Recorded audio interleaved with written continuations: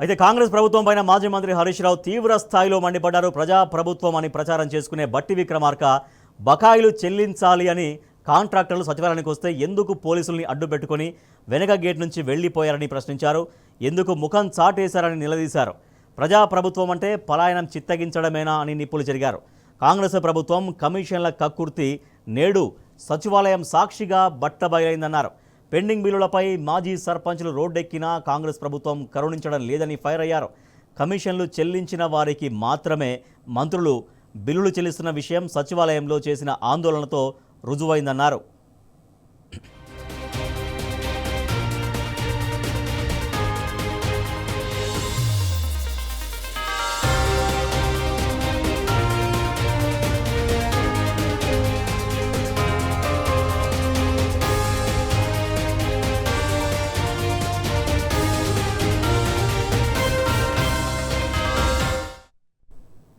పదవీ విరమణ పొందిన ఉద్యోగులు ఉపాధ్యాయులకు కాంగ్రెస్ ప్రభుత్వం దాదాపు 6,000 కోట్ల రూపాయలు బాకీ పడిందన్నారు హరీష్ రావు. చెప్పులు అరిగేలా తిరుగుతున్నా కూడా ఆ బకాయిలు చెల్లించేందుకు ప్రభుత్వం మీనమేషాలు లెక్కిస్తోందని విమర్శించారు. కాంట్రాక్టర్ల తరహాలోనే ఉద్యోగులు కూడా తమ బకాయిలు తాము పొందేందుకు కమిషన్లు ఇవ్వాల్సిందేనా అని ప్రశ్నించారు. బకాయిలు చెల్లించాలంటూ కొందరు సెల్ఫీలు తీసి వీడియోలు పెడితేనో కోట్లకు వెళితేనో ఉద్యోగుల బకాయిలు చెల్లిస్తున్నారు తప్ప నిబంధనల ప్రకారం రావాల్సిన వాటిని పెండింగ్లో పెడుతున్నారని నిప్పులు చెరిగారు. ఢిల్లీలో తమ బాసులకు కప్పం కట్టేందుకు అన్ని వర్గాల నుంచి మంత్రులు లంచాలు తీసుకుంటున్నారని, ఈ విషయం లోకం కోడై కూస్తుందని చెప్పారు.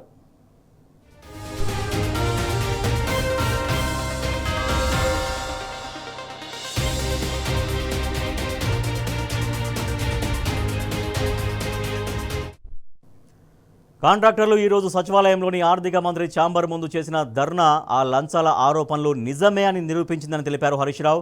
20% కమిషన్ తీసుకుంటున్నారంటూ కాంట్రాక్టర్లే స్వయంగా సచివాలయానికి వచ్చే ధర్నా చేయడం రాష్ట్ర ప్రతిష్టకు మాయని మత్స అని చెప్పారు. రాహుల్ గాంధీ తాను చెప్పే నీతి సూత్రాలపైన ఏమాత్రం నమ్మకం ఉన్నా కూడా తక్షణమే సచివాలయంలో కాంట్రాక్టర్లు మంత్రులపై చేసిన అవినీతి ఆరోపణలపై స్పందించాలని డిమాండ్ చేశారు. కాంట్రాక్టర్లు చేస్తున్న తీవ్రమైన అవినీతి ఆరోపణలపై కేంద్ర దర్యాప్తు సంస్థలు సుమోటోగా స్పందించి చర్యలు తీసుకోవాలన్నారు.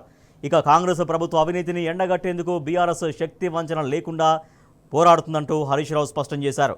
ప్రతి వేదిక మీద కాంగ్రెస్ అవినీతిని సాక్ష్యాధారాలతో సహా నిరూపించి బాధితులకు న్యాయం జరిగేలా కృషి చేస్తామన్నారు. 15 నెలల కాంగ్రెస్ పాలనలో ఆర్థిక శాఖ నుంచి జరిగిన అన్ని చెల్లింపులపై శ్వేతపత్రం విడుదల చేయాలని బీఆర్ఎస్ పక్షాన డిమాండ్ చేశారు హరీష్ రావు.